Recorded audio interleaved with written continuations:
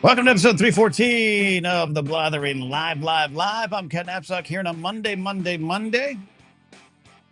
Yeah, kind of a loosey-goosey show today, though we do have one cool interview at the bottom of the hour. Joining us from out and about in the galaxy will be my buddy Johnathan London from Geekscape and other wonderful projects. He has got a Kickstarter for a comic book that he is getting out there. That is great. Really funny, over the top, but also politically relevant. And we're going to have him call in and talk about that, share that with you, and just chit-chat about life for a little bit.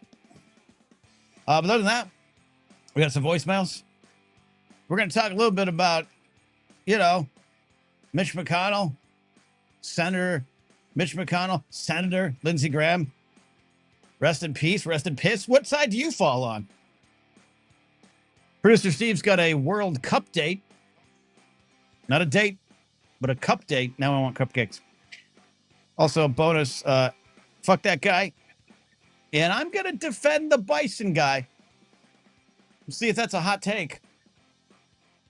I also want to acknowledge, too, as we get into the show tonight here, yesterday and last week, two more, dare I say, tragic and controversial ICE shootings.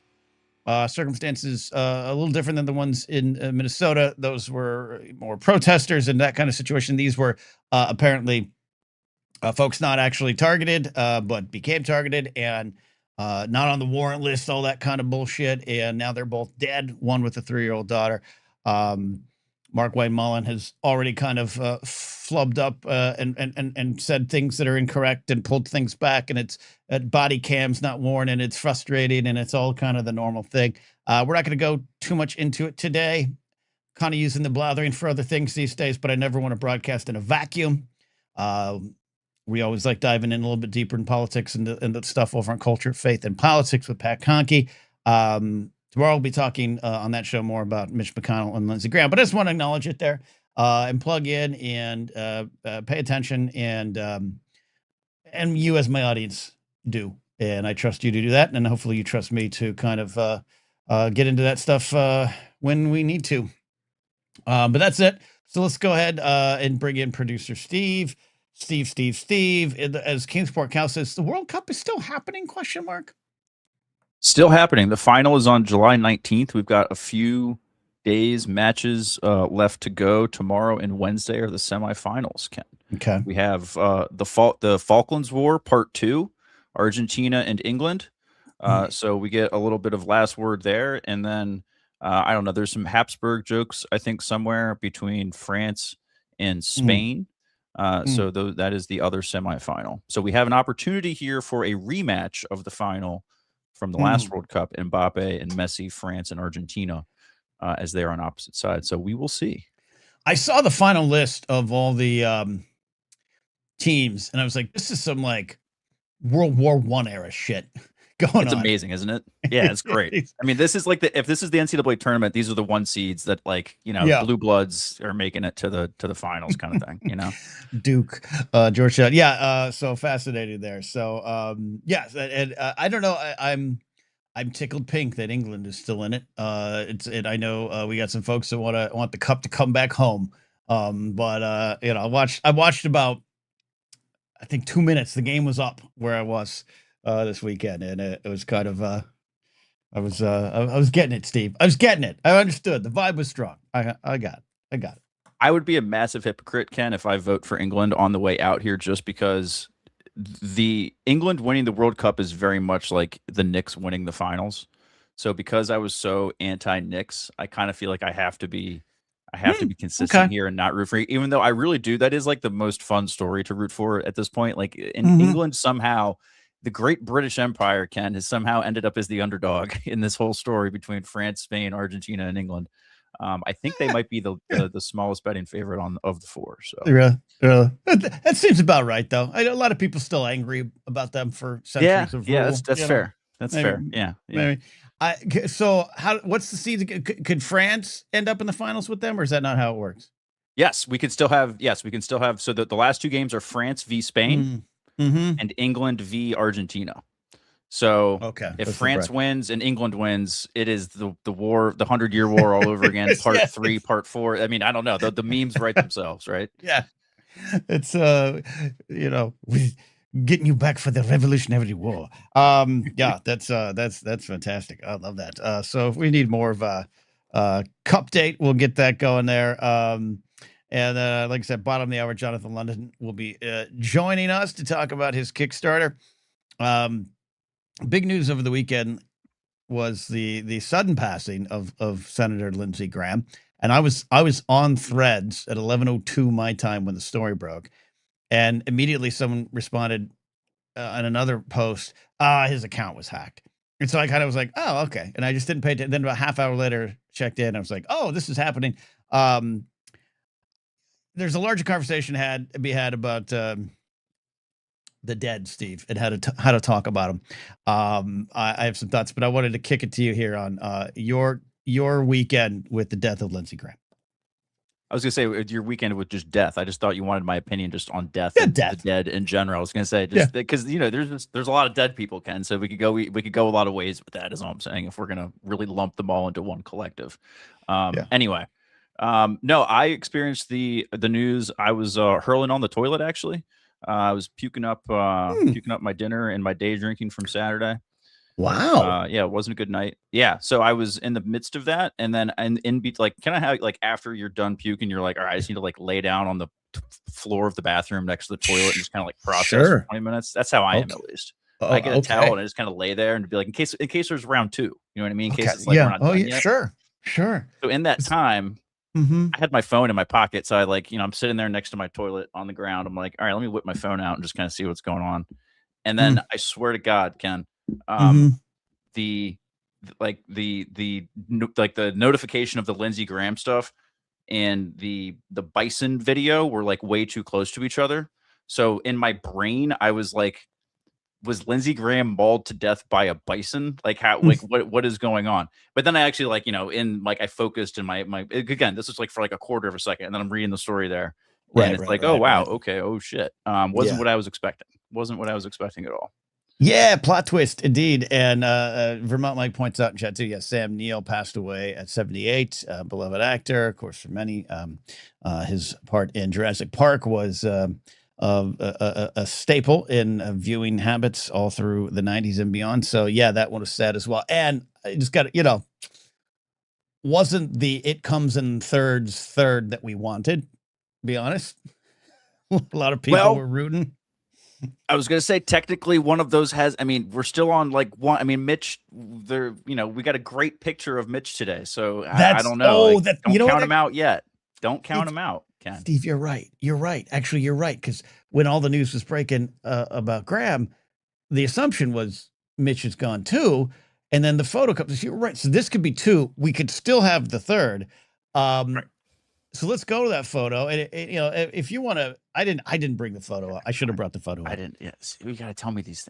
Like I know, because what's great though about this producing here, the live producing here, folks. I'm going to Google to find this Ken McConnell proof of life picture.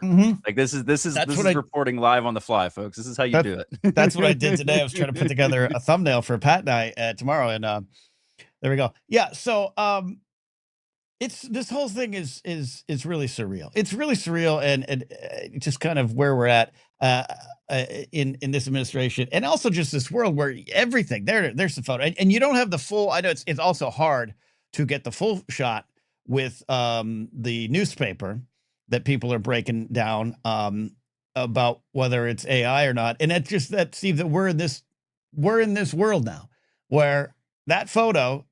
It's suspicious just on its own. We can talk about, but now we have to go through, and then some people are overanalyzing. Well, his glasses disappeared. Like that's just compression of the photo. That's just blah blah blah. So I'm just gonna ask you point blank: do you buy it? Do you buy that photo? Yes. If I have to go yes or no, I'm going to say yes. I think I from having read the stories and stuff and seeing his wife there next to him. You know, a lot of the stories are about how she's been overseas and stuff Yeah. and hasn't been home with her through a lot of this, and so it makes sense that they waited for her to come home before they said anything or released a statement. I get that. Yeah. Yeah. He, to be and do if they were gonna weekend at Bernie's him, this is literally how it would look. So just that we know. Yes. If anything, this is like, you know, I think there's a bunch of people sitting around some wing of the White House going, okay, like taking notes, like, okay, like, all Yeah. right, so she's got his arm on the elbow. Okay, so this is how we're gonna do this if we need to Mhm. do this. So Oh, yeah, I yeah, mean, yeah. but yeah, I don't think it's a conspiracy. I think he's alive. Yeah, I'm with you because I always lean to no conspiracy. That includes with the death of Lindsey Graham, and I know he just come back from Kiev, and maybe had upset either Putin or the GOP because of his stance on Russia. And the only thing I agree with Lindsey Graham on is his stance on helping Ukraine with my grandma's people. But yeah, I'm with you, and but for Dude, breaking what.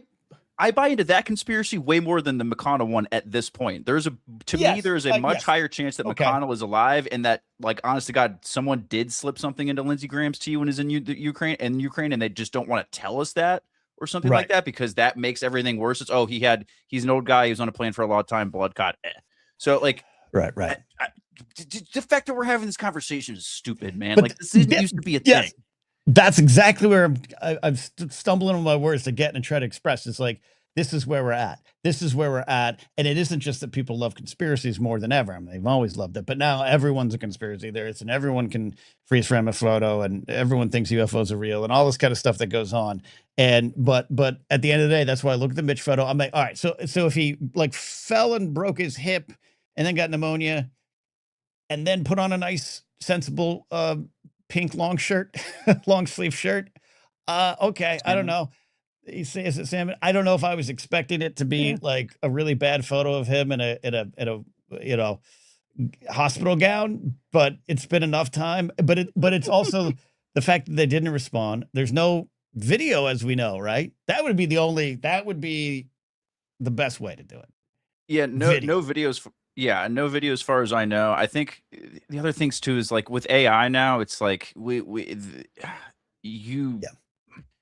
Yeah. it's going to be so much harder to scrutinize all this kind of stuff and how to like when we want to say something's or if a side, let me just put it that way, wants to say, oh, that's fake, they're just going to say that's fake, run the football with that plan, and no matter what you Yeah. say, it's going to be fake news. You know what I mean? Like Yeah. we're coming to the point where AI is going to get lumped into fake news of it. If Right. it Right. fits Right. our Right. Right. narrative, that's the hole we're going down, kind of thing.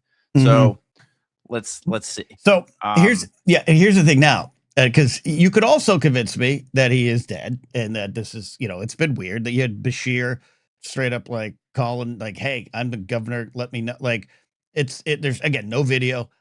So if they put this photo out and he is dead, then we're in it's a whole new ball game with the GOP, beyond the pale of just craziness. Where like, huh? What did you do? What did you realize what you just did? I don't know. I don't know. It's absolutely a sign of the times that we've come to this, Steve, like you said. I don't know. Regarding Lindsey Graham, I got nothing nice to say, right? And you all saw, I took some heat on Instagram from the usual suspects when the man known as Hulk Hogan, Terry Bollea, died, and I spoke pretty frankly on who he was, and in death, to me, that does not change who he was, and not good. So should it be with Lindsey Graham to me, but I also understand decency and decorum. But what do you think? Because this is something I'm going to be talking about with Pat tomorrow on Culture, Faith, and Politics. There seems to be a push in younger generations that kind of decorum is gone now, that we don't need it. And that watching Cory Booker do a walk and talk about, we didn't agree, but I get you probably had cake in the cafeteria with him, right? I'm not surprised that even some, high ranking Democrats are like, I like Lindsey. Like, I understand that, but I don't think they get what that does, how it undercuts the fight. It undercuts you're fighting for policies and laws that are life and death for a lot of people, and you're undercutting it when with someone like Lindsey Graham, or even Mitch McConnell too, we know some of the horrible things he's done, and he's getting the medical care that he's denied others, all those kind of things. And when a Cory Booker or even a Tammy Duckworth, all those folks come on and just play nice, I kind of like, Steve, that the younger generations are like, we ain't accepting that anymore. You, slightly younger than me, what do you think? I'm with it in the fact that you kind of have to earn the decorum at the end of the day. You know what I mean? Like we Right. live in a world now, and they're of a generation that didn't have to deal with this in a sense. But I think you and I and everyone, most people watching this are kind of in a sense of, don't do shit during your life that when you die, the internet is going to have the reaction in which they did when Lindsey Graham died. You know what I Right. mean? Like that is a choice, folks. Like there are things you can do to ensure that that doesn't happen. And so I don't think it's necessary that like Zoomers and millennials or whatever are like super nihilistic and like woe is everything and screw you Right. guys, oh, to hell with all of you boomers. It's more of just like, no, like we get like the why they're saying that, but the change that we're screaming for and the change that we were looking up at those Obama posters about was not the playing pickleball with the Republicans on the weekends when they're the ones that have crossed a line between civility and making stuff okay. Like the standards have been pushed so far back, and we've Right. become so accustomed to just taking whatever they sell us, like that we're okay with so much stuff. And these younger people are like, no, we have access to all this information and being able to talk to each other. We're not going to put it up with it anymore. And so this is just one of the little stamps on the kind of the postcard of, you just don't get it. You're not getting it. You guys just aren't understanding what we're saying when we say be different, give us change. It's this next election will determine the fate of the world. But Trump won, I'm going to have tea with him. Right. That was the thing that just like, and I agree with what you're saying. No, and I wanted to hear from you on that because I am from that generation, that cusp of, someone dies and the flags go to half mast and we all emotionally salute. And I get it. I, as a McCain fan, when he passed away, I had nice things to say McCain, but the full picture of him was probably more complicated, and for others not complicated. They hated him.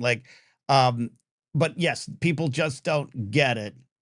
When I go back to like the Hulk Hogan thing of like, first of all, his legacy was always spit shined up, and the truth of him, even back in the day, was hidden for the rest of us. But then once we learned who he was, there was no repentance, there was no change, there was no actual growth. He said racist things about Harris and others to the end of his days. That doesn't go away, right? This isn't Star Wars where Darth Vader can have a deathbed redemption and we just kind of overlook the other tragedies, right? I think that works for a fairy tale, a myth, something like Star Wars. It doesn't necessarily work anymore in our real life. And I oddly take some encouragement from people going, fuck you, Cory Booker. Fuck you. Another example of you not getting it, as you said, and bad leadership. Yeah, well, dude, at least Vader on his deathbed asked for redemption. I don't have any reason to believe Lindsey Graham, while he's shitting himself to death, was thinking to himself, I don't mean it. People are all the same. Everyone deserves love and healthcare. Like, I don't think that he was saying that on his deathbed. So that's not that. Yeah. So it's not like just because we do this thing where like you die and we have to like make ourselves feel better about ourselves. So we say nice things about you because we hope you say those, I guess, because we hope you say those nice things about us when we're dead. But like, he's dead. He doesn't give a shit what we say about him at this point. You know what I mean? So let's talk about facts. That's where I come from. As Tormund Giantsbane said, the dead can't hear us. Right. Yes, that's a little bit of what's, I think, especially with the boomers, because I was home. I was visiting my parents this weekend. And let's just say their reaction to Lindsay's death was different than mine. He's also younger than them. And I think there is a little bit of if they could lose their good name in death, then what does it mean for us? Because parts of my family don't talk to me and this and that. And it's that decades upon decades of, we don't talk about religion and politics. And we're now going, oh, we do talk about it because it's a measure of who you are as a person. And I think that's where part of the divide is. And these kind of deaths, the people racing to up. And I get, like you said, we get the official statements come out, right? The offices of have to put out some sort of statement or feel they have to. Right. But we just don't have to accept us anymore. And I think that's good. But the other thing is like that's assuming. Yes, and I think some people on chat even said like, yeah, if there's nice things to say about someone, it's okay to say nice things about them. I'm honest to God struggling to hear nice. I don't know what nice thing. I mean, I guess if you're from South Carolina and Lindsey Graham did something for a piece of legislation that you did, that's great. But he Yeah. spent a lot of his time and platform for a very long time trying to Yeah. make people's lives hard. And yeah, like exactly what David McKay is saying there. Yeah. McKay is saying there. It's McKay says in chat, they're the ones that broke the social contract. They don't get the benefits of it. I agree with that. unless you're Mitch McConnell, unless in case you get all that time off and paid time to sit. Yes. I wish I got that much time off for anything. And I understand it. Life's complicated, full of gray areas. I don't walk into, every restaurant and mother F everyone who disagrees with me. We all do have a little bit of, decorum we function under. I have worked for horrible bosses, many of whom you're all aware of on the internet world, and I had good times with them too. I can acknowledge that, but it's just, to go forth and be like, we didn't always agree. And sometimes it got pretty vicious, but what a good chap. Like, we don't want to hear that. Right. And there's a lot. I hear a lot of arguments of, well, it wasn't always like this, right? It used to be a time where everyone got along a little bit better. Yeah, they disagreed, but at least they could work together, stuff like that, pre-Trump and all that kind of stuff. And I hear that, and I do understand where like having studied and spoken and interviewed some of these people in my younger years, like I understand that kind of mantra and that it was a big community in that sense. But I think, and a lot of people say that Trump is what has broken all this, and right, it's just put people off the deep end, and it's like a point of no return. Trump was the Rubicon. Now we can't even have like civil discourse or anything like that. And it's a little bit of like wishful kind of short-sightedness, just because there was still plenty of gridlock and not getting anything done for the 20 years before Trump, while there was left and right. But there was still that cordialness of like, like John McCain was a Republican, but he wasn't like a crazy lunatic the way Donald Trump was, right? Like the party had a set of principles. It wasn't just whatever this dude says.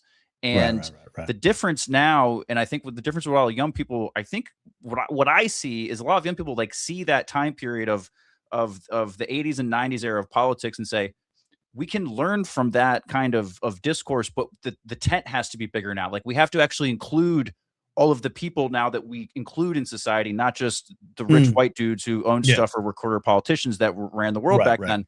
And so, but there is a resistance to having the party looking literal, the party of everyone in the room looking different than they used to, and being from different backgrounds and having different expertises and honest to God, different levels of wealth. And so it makes it hard to sell that idea. But I think that's what a lot of people would say, like, hey, that's all we're asking for here. It's just like an improved version of that. But we went off the Trump happened, and then the right just completely went off the rails, and we are where we are.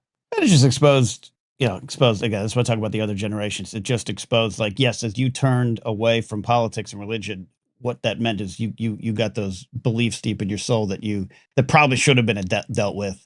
And now you're not, you don't get away with it anymore. Like, and I think, we should have talked more about when some of these folks died, or talked more when they were about, Reagan comes to mind.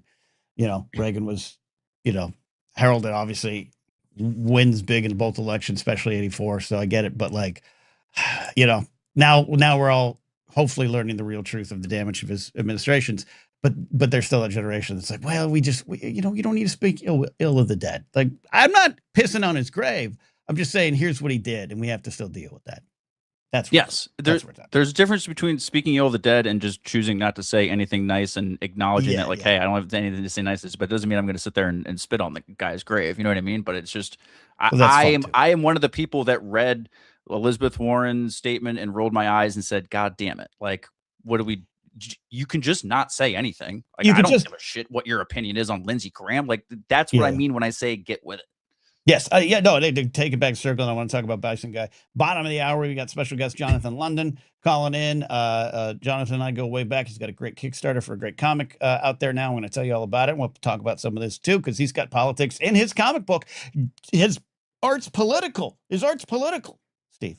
Shut up and dribble, Johnathan. But no, thank you. Asked, answered on it. It's the hey, be better is what we're looking at. And Be best. Be best. Be best. And yeah, there we go. It just undercuts if you like. I'm in a position of privilege, obviously, but even someone like me whose medical coverage hangs on the whims of a madman right now, or you know, votes and everything. If you're fighting for my current right to get some medical, and you're palling around with the people trying to take it away from me, yeah, I'm taking note. I'm taking note of that. Even in death, I'm taking note of that. All right, quickly. Should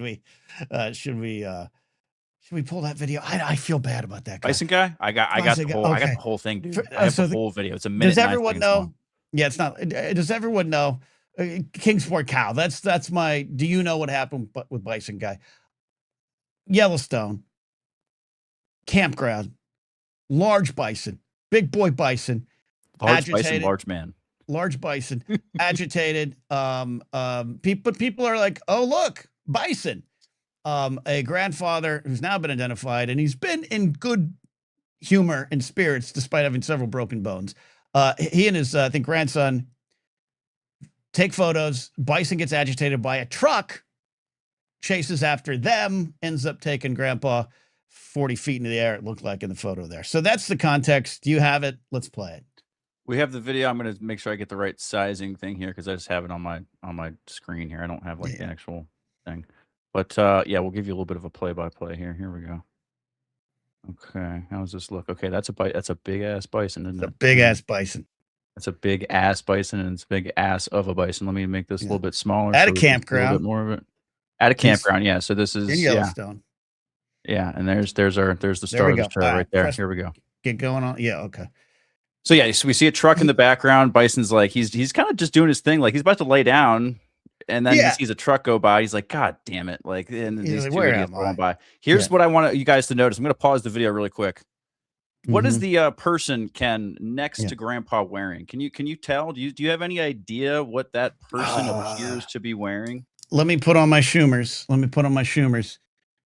It appears to be an athletic T-shirt of some sort. What is it there? Is it, I see a number 14? A number 14. That is a Miami Dolphins jersey. Ken. Oh, your Miami Dolphins. You're trying to blame it on my Dolphins? It's always, well, I mean, it is a bison, which is like the Bills. And he saw like, yeah, this is exactly. I see where you're going. Josh Allen made a call and told this bison, hey, there's a Dolphin fan in your campground. You know what to do. Yeah. Okay. So then grandfather, by the way, I saw a close-up picture of grandfather, might be 5 years younger than me. He looks older with the beard and suspenders. I saw a photo of him. Good chance he's 47 and I'm 50. I mean, it's that. All right. So, all right. This grandpa could be a mall Santa. You're not there yet. Okay. So the bison's now he's rolling around. He's playing in the dirt. And here comes the pickup truck, which is a park employee. I know people thought it was a ranger. I think it's just a park employee. Then he's going after, I'm doing this for the audio listeners. He goes into a grove of trees. These people, the grandson gets out of there. At this point, I'm not going to lie. It's kind of comical that they just kind of pop out of the tree. We are at Benny Hill music playing. Yes, exactly. If I had more time, Ken, that's exactly what I would have added here. Because yes, this is like, I really wish John Madden was still around to illustrate this, this exact thing. Like, because yeah, I mean, you got to think here. Like, okay, am I going between the trees? First of all, these bison can turn on a freaking dime, dude. Up to 30 miles an hour. It's like one of those lawnmowers that like turn, like the circular lawnmowers that like turn on a like around a bush that you wouldn't expect it. That's how a bison moves. So, look, everyone's asking fair questions. Cal's asking, why does he stop? Keep fucking running. But you're not going to outrun the guy. You're not going to outrun. No, you're not outrunning a bison. No. And you're just hoping that, help comes and again, thank God the grandson got out of there. And here comes another camper. Oh crap! But and this grandpa just keeps yeah. And then the footage ends. Does the bison just go, all right, I did my piece and walk away? He kind of just looks at him, like he looks down at him, like, don't get up, Grandpa. Like know your place. Like the kids in the hall. We're gonna in the hall sketch. Stay down. Right. Stay down. But I mean, I'm going to try to pause this here once Grandpa goes airborne. I think he went at least 11, 12 feet in the air. I mean, that's 12. That's at least 12. That's at least 12. Like the top of it. If we're That's talking the top of his feet, that's over an NBA basket. You're running the risk of death here. Like this how serious. Okay, so at this moment, this old man probably had a greater than 50% chance of dying. Correct. You have to think in this scenario. Yeah. Okay, so I got Johnathan London waiting, and I don't want to keep him going. I want to go to this here. I'm here to defend the guy because a lot of people jumped on this guy. This is why humans and animals shouldn't rent. And look, that's a bigger question. Should we even have something in Yellowstone Park? Should this be there? I used to go to Yosemite all the time. Bears come into our Subaru. That's a PAT, says Narcolepsy. It's good. Please. I just want to say it's like people have heard it's like 100 yards away. They're not close. The camera makes it look closer when you take this first shot. They're far away. They didn't bother him. They didn't throw things. They take a photo. Guess what? I'd probably be like, oh, you know how many photos of the cats and lizards in my yard I've taken a day? And I see them every day. And the squirrels, you all see my squirrel footage. I would be like, oh, look at that. That's a big bison. I'm in Yellowstone for a reason. I don't think they agitate them. They don't do anything. It's that truck, which is, again, it looks like a park employee. And this guy's getting dragged. Like it's another case of humans doing bad. Steve, I'm going to come down on this guy's side. Wrong place, wrong time. Where are you at with it? Well, I'm glad someone comes down. Luckily he came down on his own side because he's thankfully still alive. His suspenders also came down on his side. Look at those suspenders. Those things are toit. Like those things are doing some work up there at the very top. Like, and so good on those. Yes. Good call that day, Grandpa. Good call with the suspenders. Yes. All right. So I don't think I'm on an island. But you know, because there are some folks on social I get it, like immediately go into the bison side because I would normally do it. Again, should we even be here? That's the first problem. Yeah. Okay.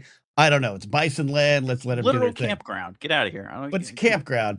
And what are you gonna do? And again, he wasn't throwing them peanuts. He was far away taking a picture. The bison got pissed. It was a Dolphins jersey. I'm telling you, this is easy to understand. I don't know why we're even talking about this. How dare you? My Dolphins. Who even is number 14 on the Dolphins? Like, what is that? Like an Alex Lemon jersey or something? My Dolphins are gonna have a bad season already, and now you're blaming this attack on them. I hope yours. It's a Quinn Ewers jersey. Are you kidding me? It's a Quinn Ewers almost jersey? Died because of a Quinn Ewers. It's a backup quarterback, a 7th round pick. Okay, you gotta be kidding me. All right, let's bring in Johnathan London here. Johnathan and I have known each other for a long time. Johnathan, buddy, how you doing? I'm good. I'm just guessing all the Buffalo Bills fans are super stoked on that footage. Right? They're like, that's right. So. That's right. Take him out. He's onto something. All right. So first of all, So let's handle a little bit of business. You're like are you on a vacation? You're taking time out of your vacation to call in? I'm visiting my mom in New Mexico, and nice. What a good boy. They have great meth here. How's my connection? I'm kidding. How's the connection? Is it okay? I'm a little jittery. It's jittery, but we heard the important thing. Glass. It's jittery. No, we heard that you I'm just be careful of bison or anything in the wild there in New Mexico. So let's handle some business, and I do want to get your thoughts on the rest of the world. Yeah, southern New Mexico, northern. What's the layout there? I only know Gallup and Albuquerque. Yep. I had to drive into Santa Fe to do this. Okay. Oh, you're near George R. R. Martin. Okay, go find George R. R. Martin at that Mexican restaurant. All right. So, Johnathan, I've been to his place. I've been to his bookstore many times. Man, I got to get to Santa Fe. I got to do that. Johnathan has launched a Kickstarter for his comic book. It's a one-shot right now, Super Action Man. And there's a Kickstarter link down below here in the YouTube description that will take you to it. This is how great art gets made these days. The old days of going to a big office and pitching something, they give you a wad of cash. Doesn't work. You got to do it on the ground. You got to kind of build a community around it and crowdsource. And I had an opportunity to read this comic. It's great. It harkens back to G.I. Joe, Rambo, Iron Eagle, which is a great deep cut reference, but it is funny. It is campy. It is also very political. So, Johnathan, tell us a little bit about the art you have created here. Did you really think it was that political? Because I was trying to be, I was trying to touch on things, but not be partisan. Like, I just think it's annoying that I can't be a giant patriot. Like, I'm a massive patriot, so I wanted to make a love letter to the USA book, but it's hard to do that unless you're wearing Oakleys in the front seat of your truck suddenly. Yes. And no, I'm a huge patriot. I think that the country and the ideals it was founded on, maybe not the reality that has existed for 250 years, but that struggle, I think, is what I love about the country, is that we're still striving for those ideals. We dip a bit when we give the wrong people the car keys, as the current history is, but that doesn't keep me from doing a love letter comic book about a group of reject G.I. Joe like soldiers who have to work together, because I never understood how G.I. Joe had all these diverse people having to get along, and I'm like, did Larry Hama and company not look out the window and see that these people would not get along on the same action team? But they do, and my team does not get along, but they get it done. Well, that's kind of where I'm going. Yeah, no. And first of all, your overall concept, that's what comes through and is political. There's direct references to things like January 6th and a president's actions during that time. I think that's what makes it overtly political in some way. But the underlying tone, I actually agreed with. There is that. We've had the talks around here of some folks, I'll say on the left, and that term can be anything you want to, Dems, progressive, lefties, whatever. But there's some folks I know even in my own life who are like, no, let's take the flag back. Because that is where we've ended up. I just was in my hometown this weekend. It is a very big red hat, thin blue line community, and the American flags on every house. And I kind of retch, and that's not something I always want to do. I want to take it back because I want to fight for what this country could be. Finally, maybe after 250 years. So I think your premise, Johnathan, comes through. A successful premise, I think. Thanks, man. I mean, take a flag back. I just want to be able to put an eagle on my Instagram handle at this point. Like, come on, man. Like, what the F? Yeah. I just want to, I'm Texan. I just want to be able to move back to Texas and make sure that psychos aren't running the place. You look at Texas in the early 90s and it was 7th in education. And then you give the keys to the wrong people after Ann Richards is gone, and Texas is very, very low in education suddenly. And I mean, you're going to argue that it's by design. You don't want the educated voting, because you can't run rampant on them. And it's time and time again. I've argued with those people plenty on my TikTok, because I went to my kids' summer festival and there were more people there than at Freedom 250 on a Friday. And I posted that video and that didn't go over well. They were like, "Nuh-uh, prove it." There were 800,000 people there. There weren't.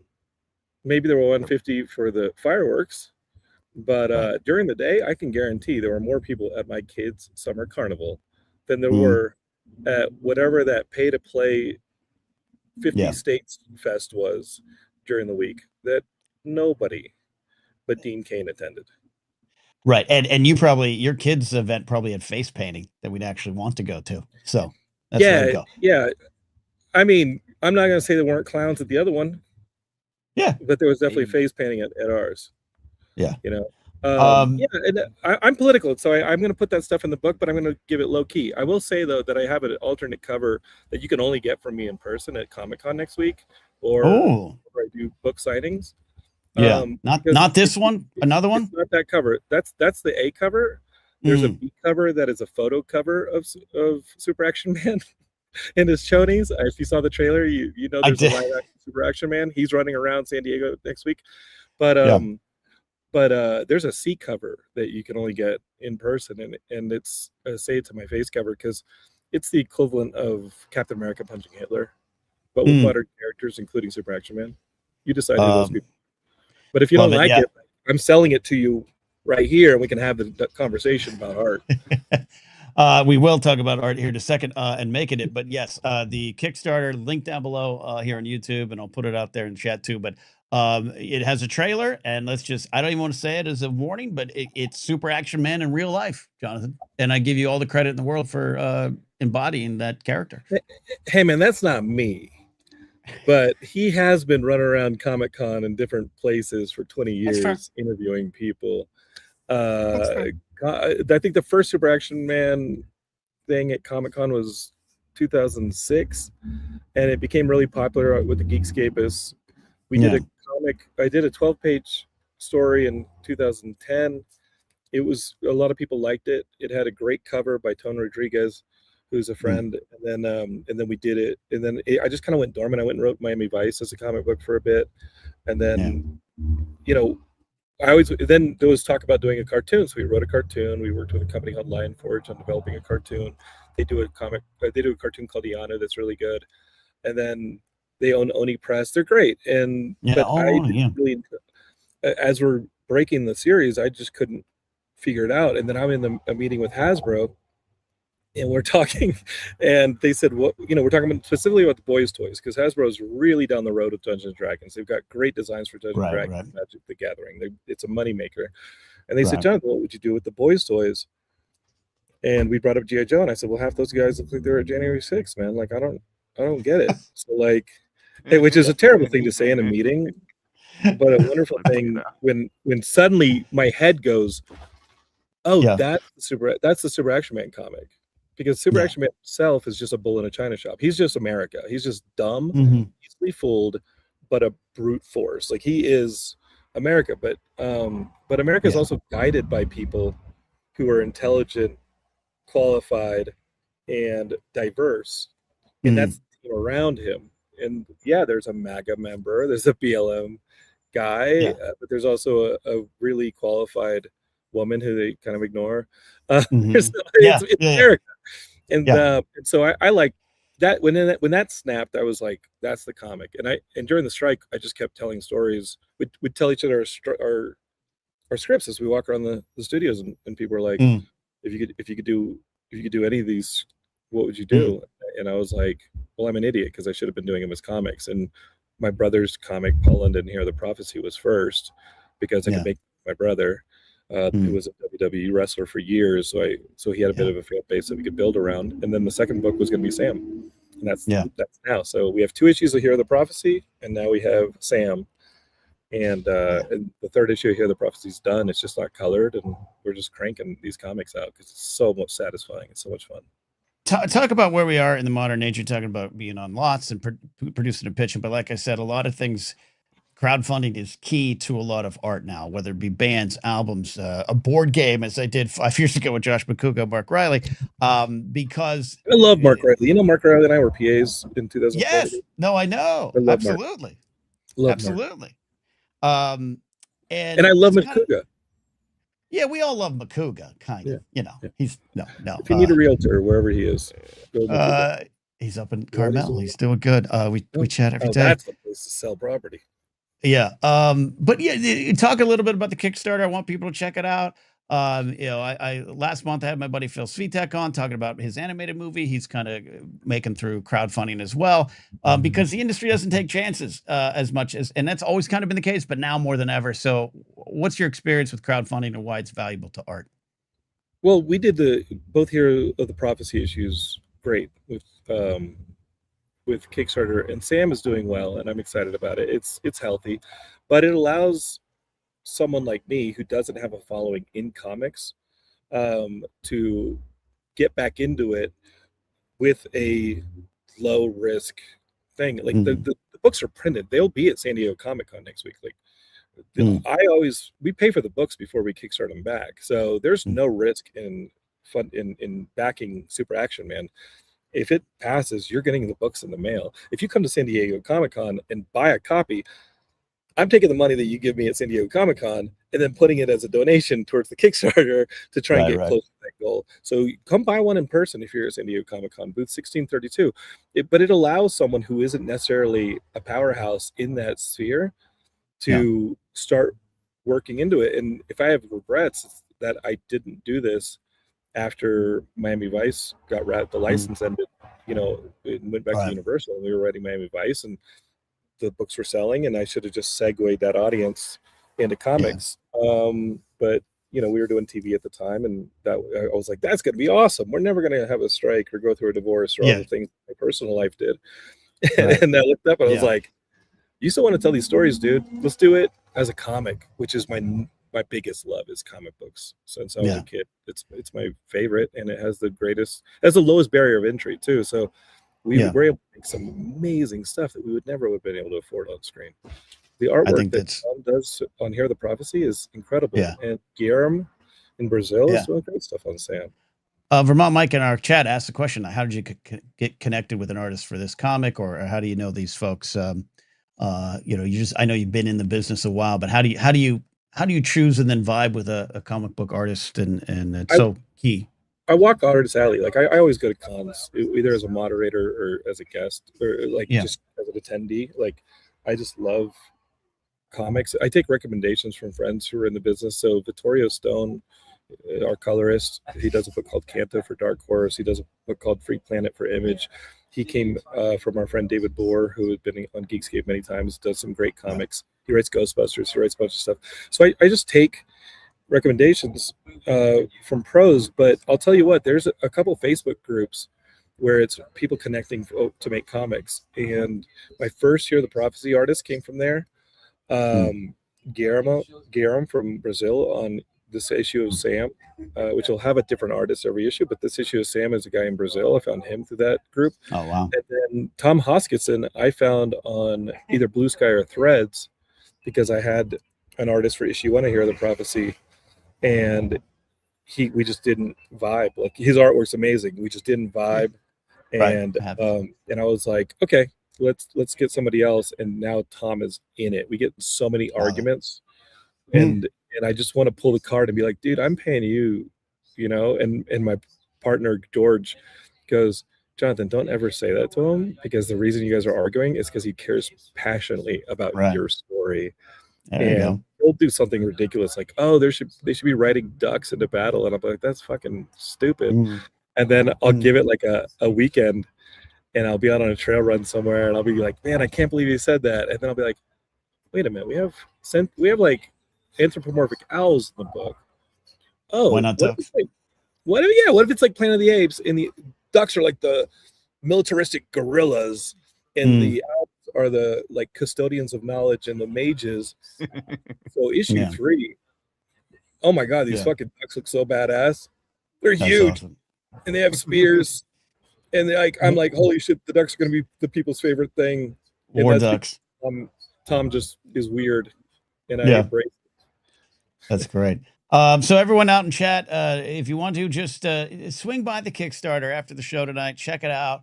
If you want to support, do it. You're supporting a great cause and a really good dude that is a rarity in this business. I can tell you, Johnathan and I met 12 years ago during just different circumstances at the old studios we were doing Schmoes Noad and his shows before ours, and a lot of good stuff.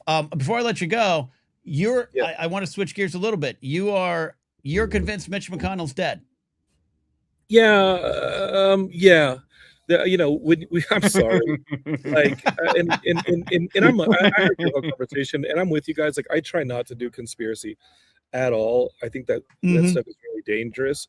But when you have Republicans like Ron Johnson coming out and saying, "No, I remember the original photo that was doctored from when he slept in a hotel in DC," like, sadly, this, why is Air Force 2 in Louisville? Or why is it in Kentucky? Why is Air Force 2 there, if not for a brain session of the GOP to get together and say, hey, guys, there's some legal gray area right here about naming a successor.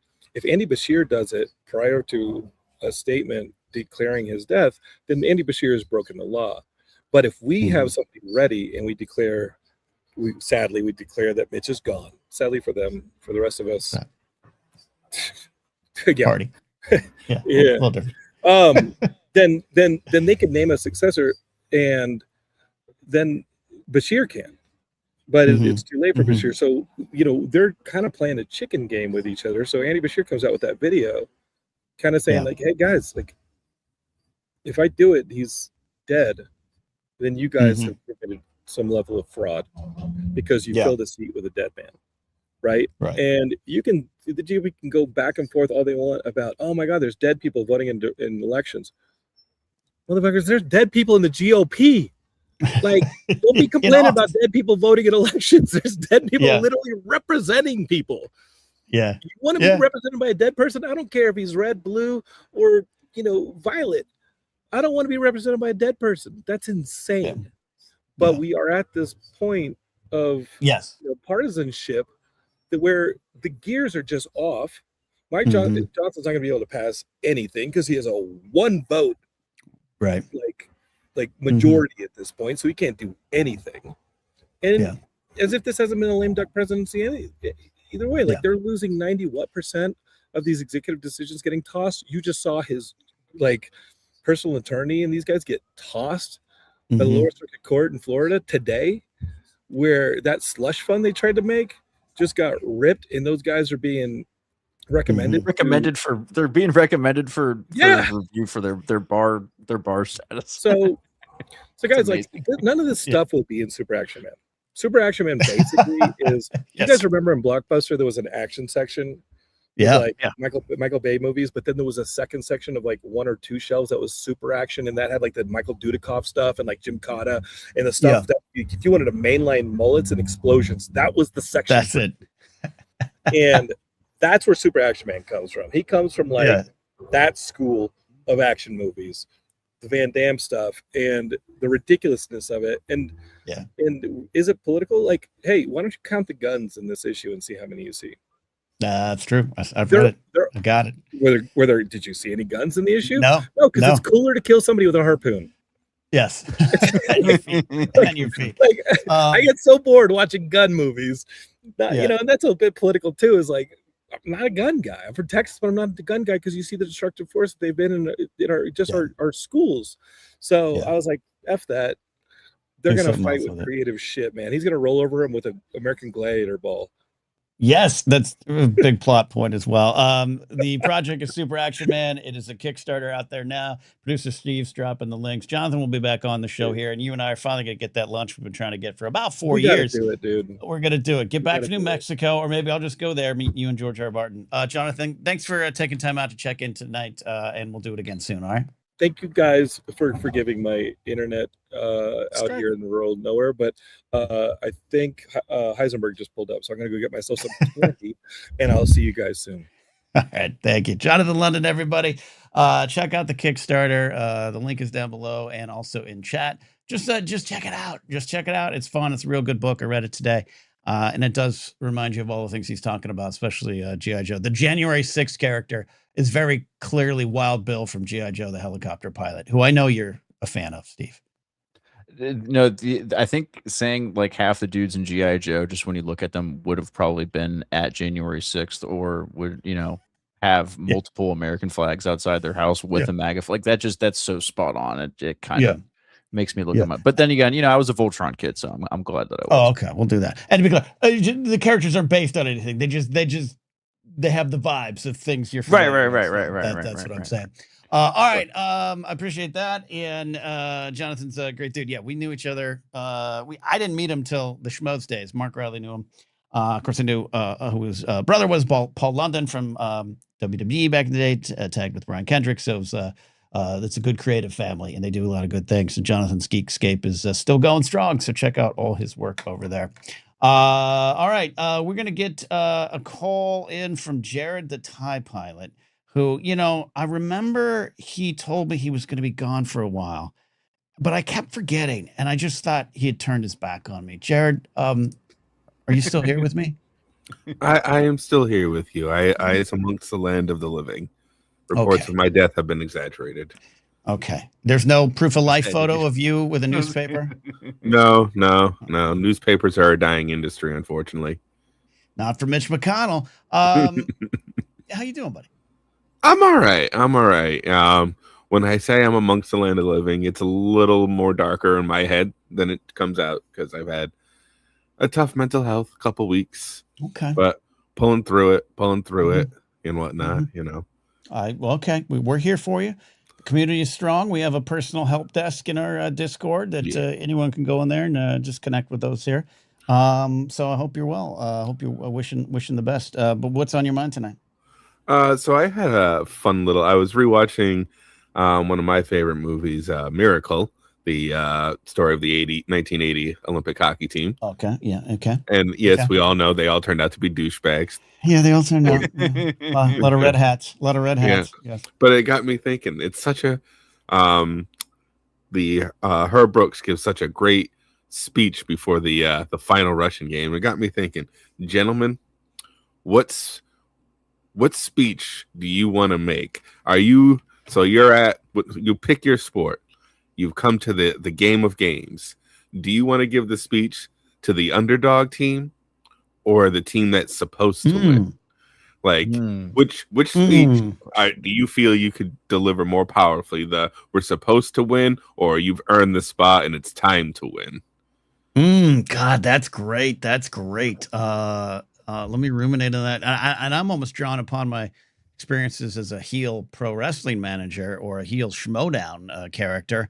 So I almost lean towards the favorite team, maybe because I'm a Yankee fan, where it's a little bit of like, they all want to take this away from you. They all think you don't deserve this. They want you out of the championship seat, but we've worked hard to be the best. Let's go out and show them. I might go there, but Steve, that makes me feel like a villain. Yeah, well, here's the thing, Ken. I've given a few of these speeches at least to a middle school football team. I coached a middle school football team back in the day. We went 2-8. So we weren't great. 2-8 and then 3-7 the next year. So there was improvement. But I was giving a lot of the underdog speeches, Ken. And they don't hit as they work well in week 1, week 2 when you're clearly small. You look over the other side and you're like, you're smaller, blah, blah, blah. But you don't know, guys, you might be faster, blah, blah, blah. And then a month later, when you've only won one game and you look over at the other sideline, you're like, oh, those kids are way bigger than us. So you just kind of be like, all right, guys, go have fun. All right.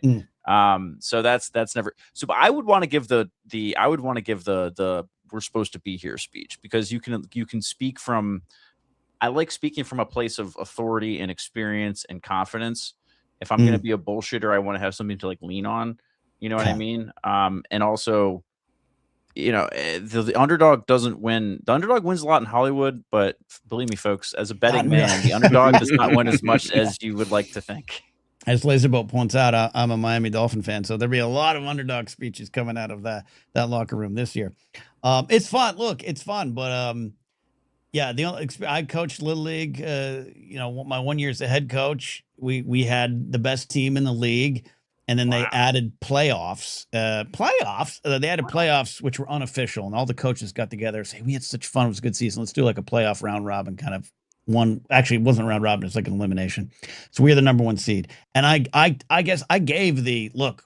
We went 19-2. We're the best, but also don't rely on that. Work hard. And I got them. These are like 10-year-olds, and I got them to march in a line to the dugout. Let's show them what we're capable of. And I gave them the let's not lose what we earn speech, but let's also go earn what we know we're capable of. And at a key moment in the game, ball ripped down the left field line. My left fielder was on his knees with grass in his glove, just making sandcastles, and my season was over. So no speech can stop that. That's I was hoping you lost 12-1, and it was just they were marching to the dugout and they just got absolutely annihilated. Kind of it was a close game because we had some good players in the team, and then that happened. And I'm sitting there and got my arm, because I was a quiet coach. I wasn't a yell. I was just I was like a Joe Torre. And I clink, and the ball goes down, and I look, and I'm like, oh, Brandon. And just, he literally has a glove full of grass, and he's just like, Brandon what? Still talks to his therapist about it. Yes. And he goes, and I couldn't even be mad. I just kind of put the head down and went, well, there went my dreams, but it's all right. Jared, where would you go? You an underdogger? I would like the underdog speech. I feel like that one would come out more naturally. The screw the other guys. My nihilism could come into play a little bit there. I enjoy that because, Steve said, in real life, they're not going to win, but this isn't real life. This is 3 schmoes at the end of the bar. So fuck it. My underdogs are going to win. We're going to take out those commie bastards. And as we did last week, do you believe in fucking miracles? Yeah. Right. Oh, There that you was go. so much. We had so much fun with that. That was a lot of fun. I might want to do that again. And then Jared, thank you for the super chat earlier in the day for the balls, DS9, the goal, the watch, tacos, pizza, dog treats, things and stuff. I just saw on I almost did the old way, Inge Via. Today's day I become a regular. You are regular around here, buddy. And then GIF memberships from James and Kingsport Cal. Really appreciate that. If you get a membership, want to call in, do it. Jared, I appreciate you, buddy, and we'll soon. I'm out pretty much all Saturdays this month because of Comic-Con and Joseph Scrimshaw has his movie premiere for Saturday night. I'll be there, but we're gonna get back to that D&D real quick. Definitely. So we'll do it on a Monday or Thursday. Okay. Ken, how dare you have a life outside of this small internet screen? Yeah, but it affects my income when I take time off. It affects the 35 cents I get from views on the live replays. I need, so we'll work that out. But Jared, I appreciate you, buddy. All right, you guys stay safe. Have a good one. All right, as I told Steve, I told you off air, right? I saw, there's a Smart and Final near me, and I'm going there for discount peanuts for the squirrels. Turn the corner, four pack of Buzz Balls, $12. That's a bargain. That's like a $2 saving. Yeah, that 4-pack of because, dude, you drink 4 Buzz Balls, at least me, my washed ass, if I drink 4 Buzz Balls, I am loaded, like absolutely just sloshed for like 6 hours. Yeah, it's hard to walk after that. Ethan S., are you still in contact with any of your Little League team? I'm not. I'd be curious. It was a good experience, and I was a really goddamn good manager. And the parents said so, and the league actually offered me to be the league president the next season, but I was moving to LA that summer, and I was 22, and they were like, the coaches. I was one of my favorite experiences. One of the only things I'm really proud of, and we beyond baseball, we really all connected, and had a lot of like dads come up to me, but like every year I'm in the I've been kicked out of games, screaming at umpires from the stands. I didn't do that this year because you had the team so just a well-oiled machine. And anytime I wanted to scream, I'd look to you and you were calm and I just followed your lead. It was a great experience. But yeah, I don't have any contact, and they would be like 33, 34. Steve, I could have coached you almost. I was going to say, that's right. That's close, but there's a football on my shelf back there. You can almost see it right there, but that's signed by all the Little League kids from my middle school team that I played with there, that I coached for 2 years. It's great. But that's it. And they're probably, I don't know, they're probably like graduate. They're probably in the working world now and having jobs and stuff. So hopefully they're all, a lot of them I coach citizens. I have a signed baseball from the two, and a photo somewhere, and I'd almost want to look up the names. And just be like, hey, what'd you do? And none of them, I think, went on to play pro ball. One kid, Benny the Jet, he didn't have a I had one of them. Like I had this kid, he had moved out from like the South, and he got put on our team, and it was after the draft, and he was a stud, and he was like 10, and I was like, this kid might go somewhere. But the thing I told him too, I wrote each player a personal letter with their season stats. And I wrote to that kid, Drew. I said, hey, you got a certain set of skills, and you could go places, but don't forget that life will take you a lot of different spots. But what you have inside you, what I see, your professionalism, your care for your teammates, that's going to take you farther. And his dad came up to me, crying his eyes out at the end of the season pizza party, and was like, that was something it was great. And so I cherished that year, 1998. But yeah, if you were 10 in 1998, where are you at now? You're like 31, right? No, 20? If you're 10, no, you're older than that, because I wasn't 10 in 1998, and I'm 35. Okay. So they're coming up. Wait. So God, that's so long ago now. Because I've been in LA almost. So they're coming up on. They'll be 40. They'll be 40 in 2 years. Oh no. Yeah, I think. Oh is God. my math yes, that bad? yes. I don't know. Sure, 30, something like that. I've been in LA roughly 28 years, right? So yeah, I coached the same year I moved here. Oh, you'd be pushing 40. Oh my God, 38 range. God, that means I'm getting closer. I'm getting close to 40. Oh. That means I could have coached Steve. Get out there. Maybe Steve was the kid in left field. No, I never played organized baseball. I never played Little League as a kid. My dad was my football coach for 2 years when we were like living out, like when he was how'd just a that single go? dad. And yeah, we didn't win a single. We won one game all year actually, but we didn't. It was the one game that my dad was out of town on a work trip, and like another dad coached the team. That was the one game we won. So to this day I don't let my dad live that down. As you should, as you should. Yeah. We got a call from Cal. We got some voicemails, but do a quick. We got a quick fuck this guy segment, Steve. That you wanted to highlight someone deserving of the fuck you. Yes, I don't have any like presentations or anything prepared. I just want to give a quick shout. This is more like a shout out. Fuck that guy, but like shout out. Fuck that guy to Conor McGregor. Yeah, go fuck yourself, dude. Like fuck that guy. This is like the fuck around, find out of karma. This guy is an adjudicated. I don't know how to pronounce it. Adjudicated, adjudicated, guilty of sexual assault, attempted rape, all that kind of stuff, and he's been sports washed between Jimmy Fallon and Dana White, and trying to, the UFC is doing anything and everything they can to have a face, a brand, something that they can hold on to and sell that isn't just a rotating cast of characters. Because hey, their business model is dudes getting hit in the head, and go figure that doesn't last very long. So when they have a charismatic figure like McGregor, and he's not throwing like, cart dollies at tour buses or women or punching old men. Yeah. Right. Yeah, exactly. Yeah. So, and what happened was this. So anyway, the reason we're saying this is Conor McGregor fought this weekend. He came back and he lost in about 11 seconds, Ken. He went for a high kick right at the start and tore a knee ligament, and then went for another kick, and I'm pretty sure he tore the other knee ligament. And then the guy fighting him, I think it was Max Holloway, kicked his ass over the next 8 seconds and literally looked at the ref like, you got to call, like, what are we doing? I'm beating up an old kid at this point. Like I'm beating up like a child now. Like you got to call this fight. And then he hit him again in the face, and the ref was like, okay, yeah, you're right. It's over. Yeah. No, it was great to see. Yeah, no, it's guys like him are just at the core of a lot of our problems in the world. I really believe that, and the people that worship him and the people that turn a blind eye. And yeah, Fallon and his team. I know Fallon didn't wake up one day and be like, hey, get Conor McGregor out of some team, but it's just completely do that again. And Fallon has that reputation with the Trump stuff. Yeah. And I know McGregor's now saying that Jesus is inside of him and has turned, he's doing the Russell Brand. Max Holloway's foot was inside of him. It was up his ass about 10 seconds into the fight. No, like Cal, I'm pretty sure that you don't even need to, like if Vine was still around, I'm pretty sure the whole fight would exist on like a Vine video. I don't know. I don't remember how long Vine was, but it did not, I'm telling you, it 7 seconds, 6 seconds. Yeah. But yeah. It didn't go long, but yeah. So yeah, shout out Conor McGregor. Fuck that guy. I know Matty Mourner, if he's out there, if he watches the replay, he'll be happy about that one. But I'm sure he has some stories as well he'll want to tell us sometime.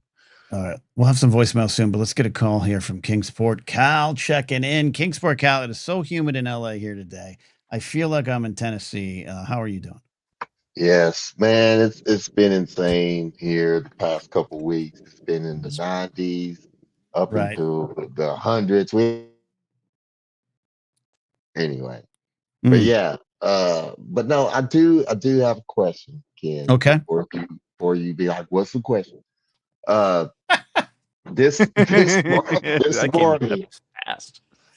This morning, I had to after work. I had to go to the grocery store to get some stuff, whatever.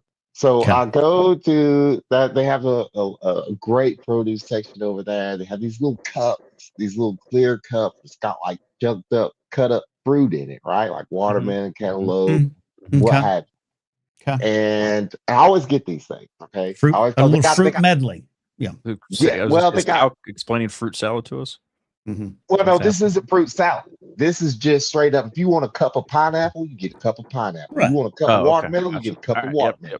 Didn't mean to derail you. Two of them for $5. So I did what I usually do. I go through and I always look at the date because I don't know. Here's a sub question for you, Steve. Is it the sell by date or the best before date? Which one matters most? But anyway, so I always get out of here with that sell by date shit. Like I'm all about it. This is democratic socialism, and I'm for it. Get rid of the sell by date. Give me just an expiration date. I don't want sell by dates. I want when is my milk bad. I don't want to have to put my nose up my freaking milk thing like on the rim of it to figure out no, damn it, just tell me when it's going to go bad. Yeah, sorry, Cal, go ahead. Well, yeah, I actually meant sell by and expiration date, because expiration date is more finite. Yeah, like exactly.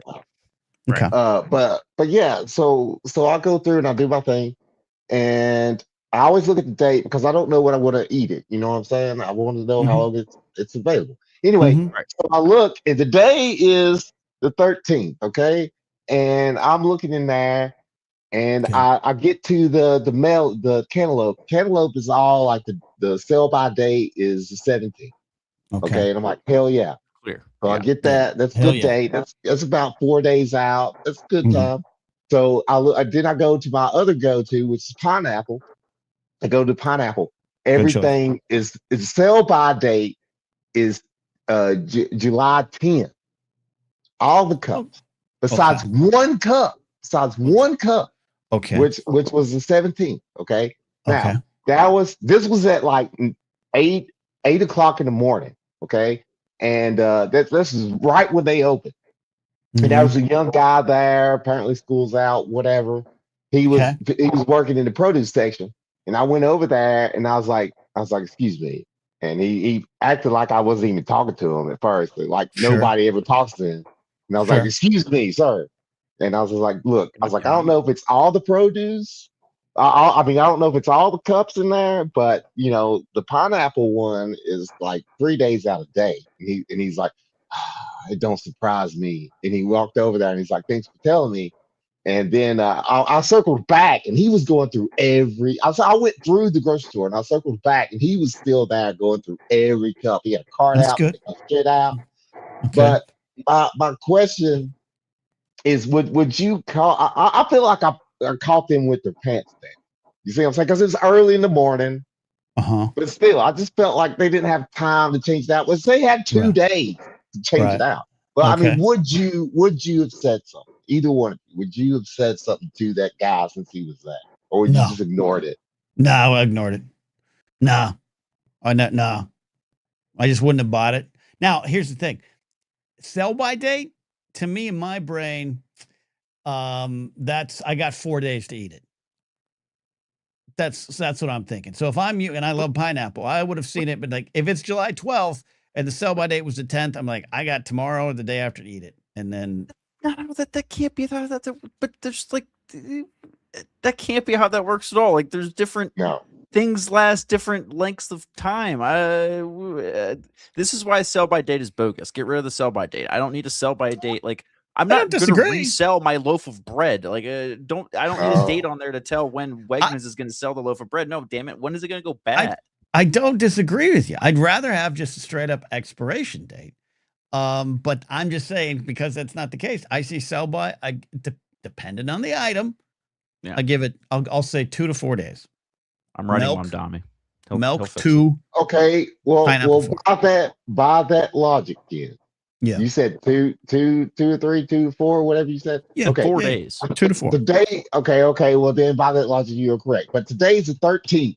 The lowest I've seen was July 10th. And that was the majority of what was in there. But what suspiciously, there was one cup in there that was July 17th for the pineapple. That's the one I bought. Now, let me tell you, the ones that had the 10th date on it looked like they sagged. Looked like what? See what I'm saying? No, you faded out. What looked like what? Oh, I said the ones that had the 10th date on it did not look good in the cup. They looked like they were wilty in the cup. Look, I don't blindly buy it. I'll look in those grapes and see, okay, not good. Strawberries, it's a little moldy. It happens. It seems like there's an absolute error. And the fact that the guy said, I'm not surprised about that. You know what Ted does? It seems like they got an issue in the store. That's what I'm talking about. And that's why I'm glad that I did say something, because that little young dude worker is going to be like, look, I had some weird black dude point out to me that this fucking shit is out of date. Okay. Of all people, he pointed it out, not some Karen.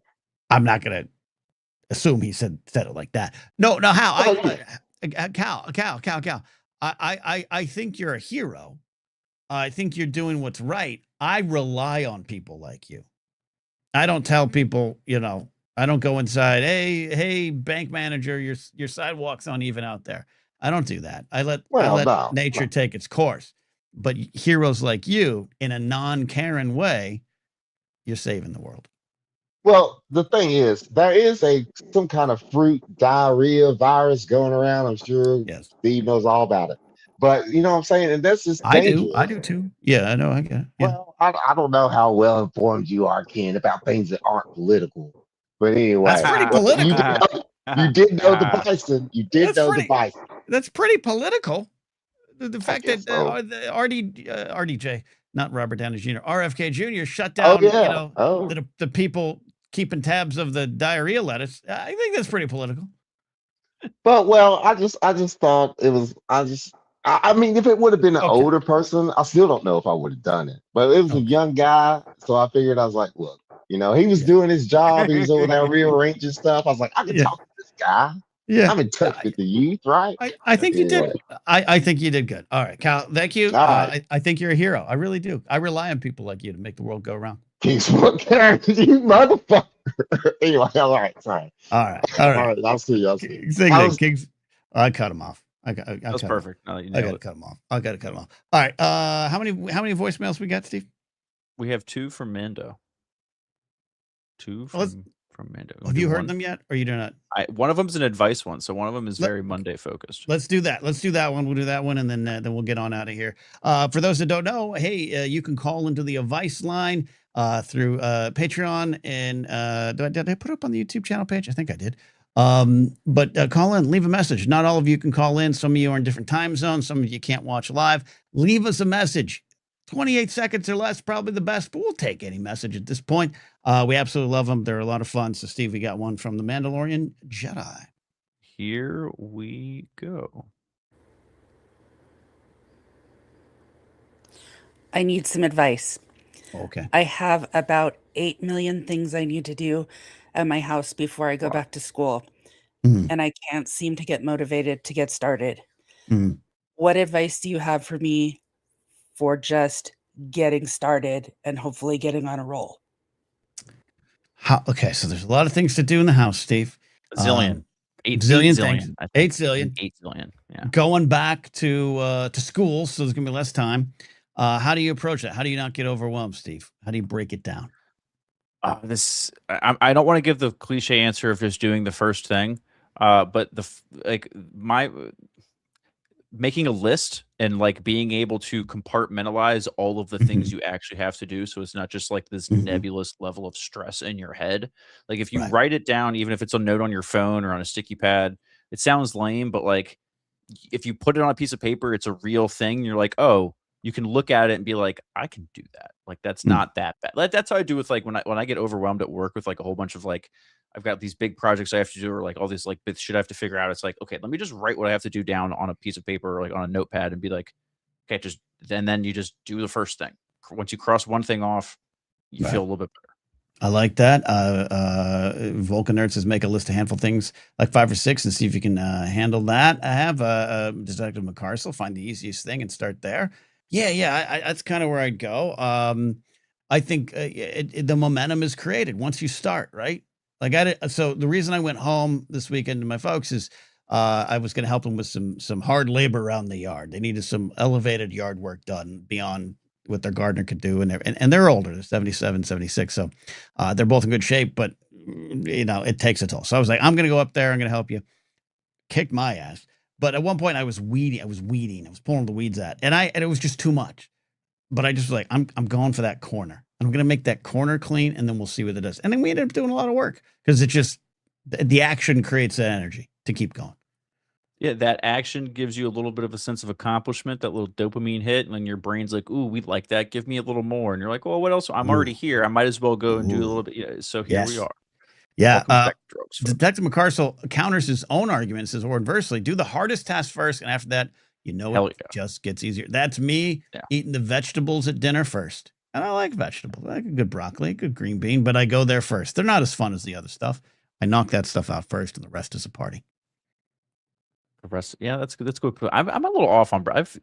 I do vegetables in like waves. I'm a little off on broccoli right now. I've had a lot of. Yeah, I do I the don't know. waves. I don't know if I blame with this, but like I've had bad luck with broccoli lately. I've been finding like lots of little thingies in my broccoli that are I don't like unsightly that thingies. I don't like. I don't like thingies in my broccoli. I don't know I what don't they like are. thingies. I don't like thingies in the broccoli. And nowadays, right now, with what's going on with this explosive diarrhea, yeah, I don't know if I Right, trust right. anything right now. See, I'm telling you, Trust this anything. all came out. I'm just, Yeah. someone should surely check what they fed Lindsey Yeah. Graham over in Ukraine. Just saying. Could be it. Could be it. All right, we did it. We did a full show. Go ahead and check out that Kickstarter from Johnathan London, please, if you will, so that my guests can feel loved and welcomed by my audience. I appreciate you all. We'll be back Thursday. A lot of fun there.